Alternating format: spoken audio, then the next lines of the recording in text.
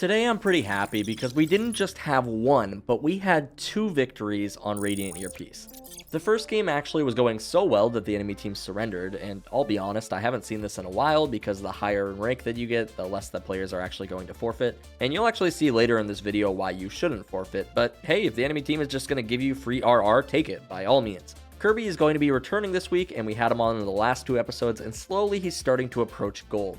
He's made some massive strides in his play since we started working with him, and it's really awesome to see the progress over the last few weeks. Starting out with the first game that he played though, he luckily got to stick with the tried and true Killjoy that he loves to play. To be honest, I was kind of just doing my laundry while Jaden was coaching Kirby in this game, but I knew it was going to be a good day when I saw on my monitor that Kirby was in a 2v4 and he actually ended up winning the round for his team. The only reason that Kirby is able to jump down onto site right here though is because he actually uses his Jet's contact through tree as an opportunity when the enemies are distracted so that he can engage. Think about it, if his Jet just goes in alone here and dies, and then Kirby goes in alone and dies, what did they accomplish? But instead, Jaden sees that his Jet is going to make contact and tells Kirby to start to swing. Give the round a listen. You can start rotating now. The team probably needs help now. Shit.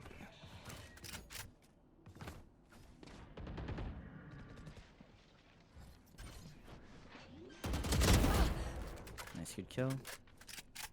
Spike planted. You can start pushing out now. Watch your generator. Yeah, one generator. One generator. Nice, Ooh. good job. Oh my god, you are so slimy. Really good. So the reason I told you why to push out now is because since your Jet is going out and taking like a fight right now, that's when the enemies are distracted.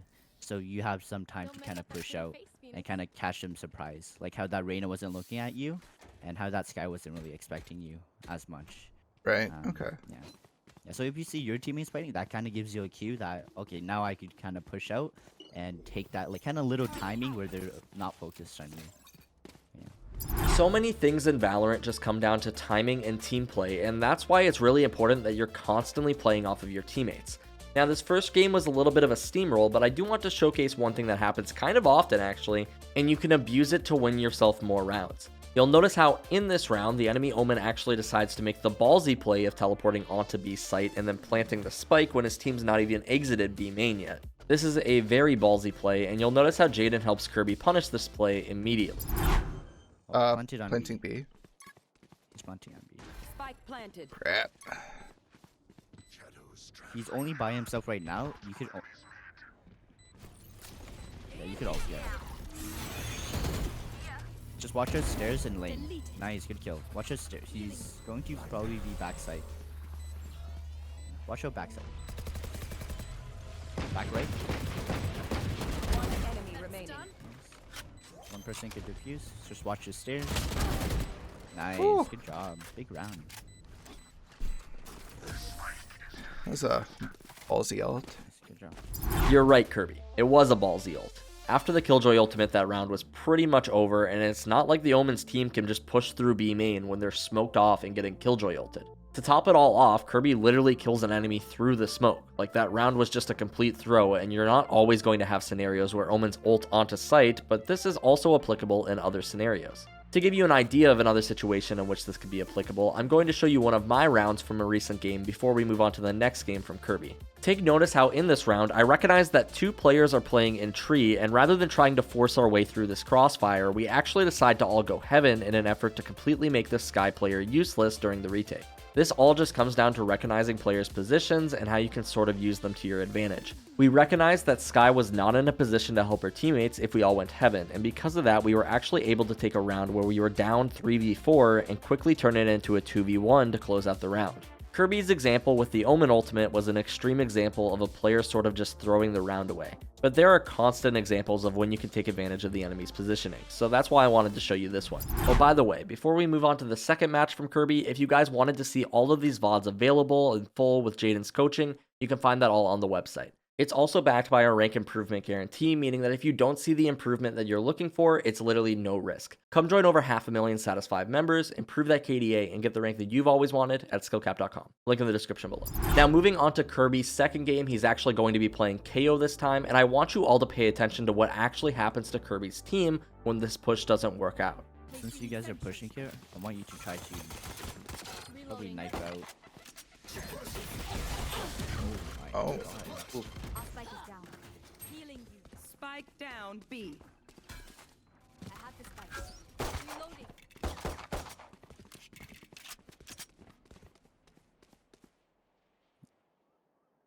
You try to follow up with Jet. Last player standing. I'm in mid. That Sova had really crazy setup. Yeah. Yeah, those shock darts came up big. So obviously his team got rolled by shock darts and a raise grenade. That's not really what I wanted to talk about in this round though. What else happened in this round that basically resulted in them having a 0% chance of winning? Well, if you said they had 0 map control, you're absolutely right. I mean, you don't need to spread out on pistol round all of the time, but what I want you all to notice is how since all 5 of Kirby's teammates went B main, suddenly the enemy Omen is literally at the top of Catwalk. How are you supposed to rotate when the enemies could be anywhere? That is why it's so important to spread out at the start of the rounds to establish that map control early so it gives your team options. Because of the way Kirby's team is playing, they're actually going to go down 0-4 at the very beginning of the game. So one thing is the reason why you guys are having really big troubles on attacking is because you guys are 5-manning onto like A main, and then as soon as you guys just get shut down, you guys get really lost. So by either, it doesn't have to be you should probably buy up, but if you see, I think you could go A main or around like top mid. The reason is because you guys don't have the option to kind of play around on the map because you don't have that control. Right. So by you playing even just one player sitting here, now you know that your top mid and A main is kind of covered.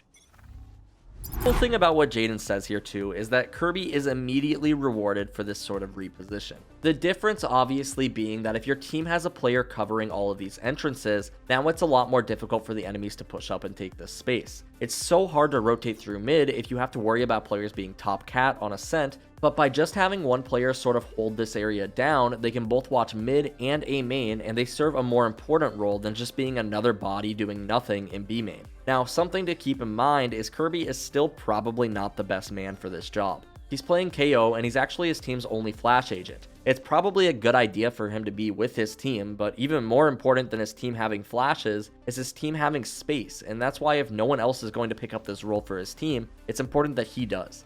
Even if Killjoy might be better for it, if she's not watching flanks, someone else has to. Yeah, whatever you want me to buy. You could go towards B main. Even though it looks like your team is going A, I just want you to hold control for the map.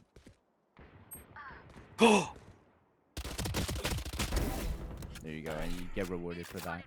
You'll notice how Kirby is actually going to get rewarded for this reposition once again here. Especially in these lower ranks, players just love to push, and you can grab so many free kills doing this. Honestly, I would have loved if Kirby could play more with his team this game, as to give him an opportunity to use his flash more, but this is where he was needed, and because of this small adjustment, Kirby is now playing a massive role for his team. And it's not even just about the kills that he's getting, but it's mostly about how the enemy team needs to respect him just a bit more. They can't push up on the flanks, they have to worry about lurks, his team has easier rotates, and this is all just because Kirby is sitting here and holding for the push. This is why I mentioned, by the way, that you should never surrender. In the last game, you'll notice how the enemy team actually just decided to forfeit when they were down a couple rounds on one side. But you'll notice how all it really took was a couple of small adjustments from Kirby's team to start winning rounds. They actually finished this half 5-7 because of this, and a lot of this had to do with Kirby. Now, on the defensive half, it was a bit of a different story in terms of what we tried to get Kirby to do, and he definitely experienced a bit of information overload. The door and break it so they can't use it. So hopefully the door is 2 seconds. You close the door now. And you can start breaking the door. Guy's mid with Marshall. Was that Then usage? get ready to spray.